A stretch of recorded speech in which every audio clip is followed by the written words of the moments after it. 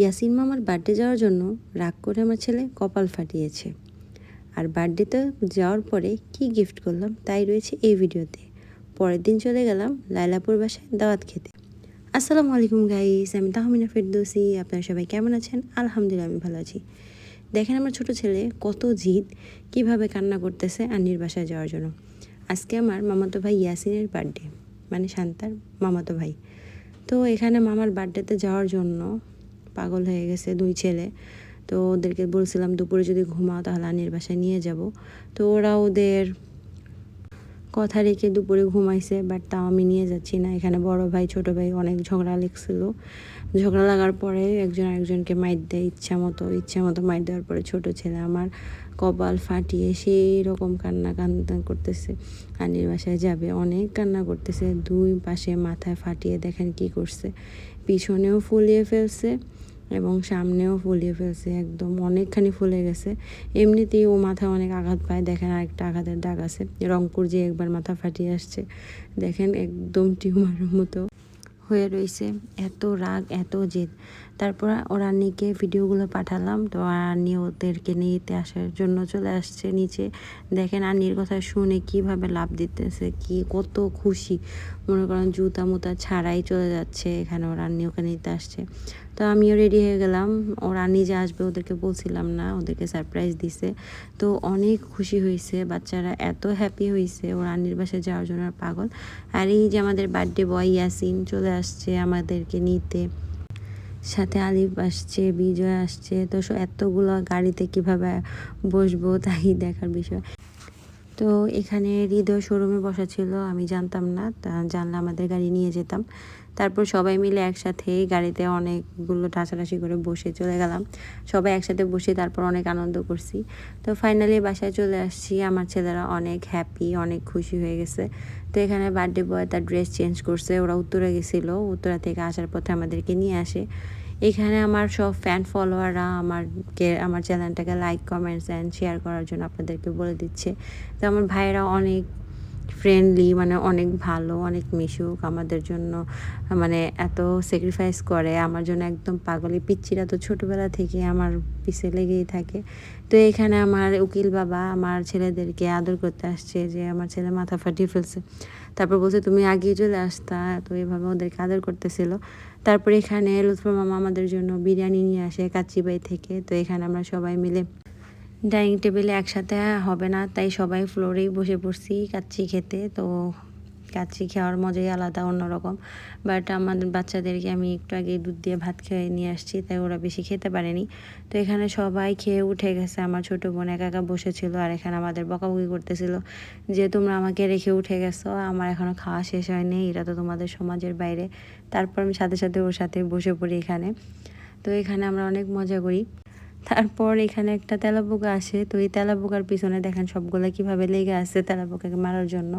তো এখানে আমার আম্মু মামি নিয়ে আসছে ঝাড়ু দিয়ে তেলাপোকা মেরে তাড়াবে। তো আমার ছেলে দুইটা, ওর আন্নি সারামণি সবাই মিলে তেলাপোকা মারার মিশনে লেগে গেছে। মনে হচ্ছে রাজনীতিতে ওরা মারামারি আন্দোলনের জন্য আর কি নেমে গেছে। তো দেখেন তেলাপোকা নিয়ে ওরা কি শুরু করছে। তারপরে ওরা সবাই চলে আসছে। এখন আমাদের ইয়াসিনের গিফট বক্স আনবক্সিং করার পালা। তো এখানে আমরা ইয়াসিনের জন্য কি গিফট নিয়ে আসছি তাই আপনাদেরকে দেখাবো। দেখেন এত ভারী একটা জিনিস ইয়াসিনের জন্য গিফট ছিল, তো ওরা ঠেলে নিয়ে আসতে পারতেছিল না। এখন আমরা গিফটটা আনবক্সিং করব। দেখেন আমাদের এই গিফট থেকে কি বের হয়, একটা জলজান্ত আদি। তো এখানে আমরা অনেক মজা করতেছিলাম, আদি বক্সে ঢোকার পরে সবাই অনেক মজা করতেছিল। তো হুটহাট বার্থডেতে যে আসবো ওরকম কোনো প্ল্যান ছিল না, তাই ছোট্ট ভাইয়াকে কিছু দেওয়া হয়নি। বলছিলাম পরে একদিন তোমাকে উত্তরে নিয়ে ট্রিট দেবো। তারপরে এখানে আমরা কেক কাটার জন্য শান্তা রেডি করে নিতেছে সব কিছু। বাচ্চারা সবাই চলে আসছে, এখানে কেক কাটা হবে এখন। তো উত্তরা থেকে কেকটা নিয়ে আসা হয়েছে। তো বাড়িতে সবাই অসুস্থ, তেমন আনন্দ ফুর্তি নেই, মানে সবার মনের মধ্যে একটু অন্যরকম ফিলিংস, এজন্য আর কি বার্থডেটা ওভাবে বড় করা হয়নি, যেহেতু লুৎফর মামা অনেক অসুস্থ, আবার আমার আম্মু অনেক অসুস্থ। তো যাই হোক, বাচ্চাদের একটা বিশেষ দিন, জন্মদিন। তো এই দিনটি আসলে উদযাপন করার জন্য সবাই অনেক আগ্রহ নিয়ে থাকে, বাট বাচ্চাদের মনে কষ্ট দেওয়া ঠিক না। আর শান্তা সবাইকে অনেক ভালোবাসে, সবার জন্য ও কিছু না কিছু স্পেশাল একটা দিন রেডি করে দেয়। কারো মন খারাপ কখনোই থাকতে পারে না ওর জন্য। সবার বার্থডে ওর মনে থাকে, আর সবার বার্থডে ও কিছু না কিছু করবেই। তো এখানে সবার মিলে ছবি তোলা শুরু হচ্ছে, ফটোশ্যুট করতেছে, আমার বড় ছেলে হেয়ার স্টাইল করতেছে। তো এখানে অনেকগুলো পিকচার তোলা হয়, সবাই মিলে একসাথে পিকচার তুলি। লুৎফর মামা, মামি ওরাও সবাই একসাথে ছবি তুলে। তারপর ওদের একটা ফ্যামিলি পিকচার তোলা হয়, 2 ছেলে মা বাবা মিলে। তো এখানে আমার আম্মু চলে আসছে, সবাই মিলে একসাথে ফটোশ্যুট করব। এখন আমাদের কেক কাটার পালা। কেক কাটার আগে আমরা অনেক মজা করি, সবাই হুররে করি।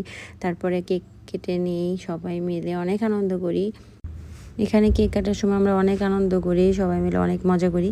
তো এখানে বাচ্চাদের আসলে কেক কাটা আর একটা ড্রেস কিনে দিলে ওরা অনেক খুশি হয়। শান্তা এই জিনিসটা অনেক বুঝে, এই জন্য ওকে অনেক ভালো লাগে।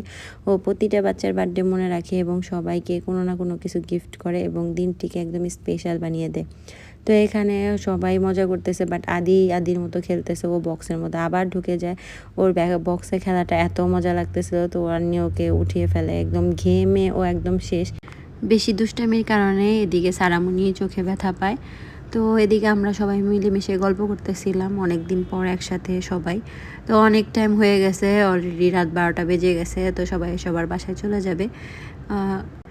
তাই আমার ছেলেদের মনেও একটু কষ্ট, ভাবছিল সবার সাথে আজকে সারা রাত আনন্দ করবে, কিন্তু সবাই অসুস্থ, যেহেতু আম্মু মামা ওরা অসুস্থ, তাই আর বাসায় বেশিক্ষণ থাকলো না, যার যার বাসায় চলে যাচ্ছে। এখানে বিজয় একটু কেক নিয়ে যাচ্ছে। তো সবাইকে বিদায় দিয়ে দিলাম, সবাই টাটা বাই বাই করে চলে যাচ্ছে। সারামণিও চলে যাচ্ছে, সারাকে রাখতে চেয়েছিলাম। এদিকে ওর আন্নি, ওরা এত ঘেমে গেছে, ওর আন্নি দুজনকে রাত 1টা বাজে গোসল করাচ্ছে। গোসল মুসুল শেষ করে দাঁত ব্রাশ করে নিচ্ছে। ওর আন্নি ওদেরকে ছোটোবেলা থেকেই ওদের বাসায় গেলে ওদেরকে গোসল মুসুল করিয়ে তারপরে ঘুম পাড়ায়। তা ও বাচ্চাদেরকে অনেক ভালোবাসে, মানে বাচ্চারাও ওকে যত ভালোবাসে ও বাচ্চাদের অনেক ভালোবাসে। তো এখানে আমি ভিডিও করতেছি দেখে আজ রাগ করতেছে যে ও খালি গায়ে হয়ে রয়েছে। দেখেন গোসল করিয়ে একদম লোসন টোসন দিয়ে লক্ষ্মী বাচ্চার মতো একদম সাজিয়ে গুজিয়ে দিচ্ছে। তো এখানে এসি ছাড়া, তারপর ওদের শীত লাগতেছে না, অনেক খেলছে, এত পরিমাণ খেলছে যে ঘেমে একদম অস্থির। তো দুইটাকেই গোসল করিয়ে রসুন মসুন দিয়ে দিতেছে। এখানে দেখেন ক্লান্ত হয়ে গেছে, এখন শুইলেই ঘুমায় যাবে। তো এখানে ওদেরকে শুয়ে দিছে ওরা নিয়ে, যে এখন যদি না ঘুমাও তাহলে তোমাদের সাথে আর কথা বলবো না, রাগ করবো। তারপরে 2 ভাই ঘুমানোর অনেক ট্রাই করতেছিল, পরে অনেকক্ষণ পরে ঘুমিয়ে গেছে। তো এদিকে আমার বোন আর আমি বসে আছি। ও বলছে যে আজকে অনেকদিন পরে আসছো, আজকে কিন্তু একটু ঘুমাতে পারবা না। ওর কথা না শুনে তো আর উপায় নেই, বলছি আচ্ছা ঠিক আছে, সমস্যা নেই, সারা রাতই জাগনা থাকবো, তোমার সাথেই থাকবো। তো ও এত সুন্দর একটা মিরর কিনছে, এটা খুব ভালো লাগছে। তো এখানে আমি একটু ভিডিও করে নিলাম। এখন রাত বাজে 2:49, মানে আজকে সারা রাতই জাগনাই থাকবো। তো এখানে আমার বাচ্চারা আবার রুম অন্ধকার না হলে ঘুমায় না, তো আমরা এই রুম থেকে চলে গেছি। এদিকে আমার বোন আমাকে রাত জাগানোর জন্য আমার জন্য কফি বানাবে, তো কফি নিয়ে আসছে। দুজনে সারা রাত কফি খাবো, গল্প করব অনেক দিন পর। তো নিজেই আমার জন্য কফি বানাচ্ছে, অনেক মজাদার কফি বানায় এবং চাটাও অনেক মজা বানায়। তো দেখেন আমার জন্য কোল্ড কফি বানাচ্ছে। এখন রাত বাজে হচ্ছে 3:42। তো আমরা 2 বোন কফি খাবো আর সারা রাত নাকি গল্প করব।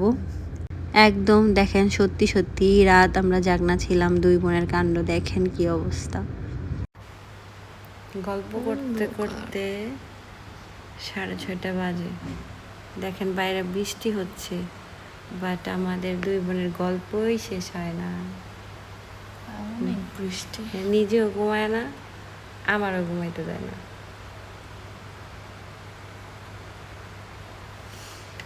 সবাইকে গুড মর্নিং বলবো না গুড নাইট বলবো? কিছু বলা লাগবে না, অন্ধকার কিছু লাগা যায় না।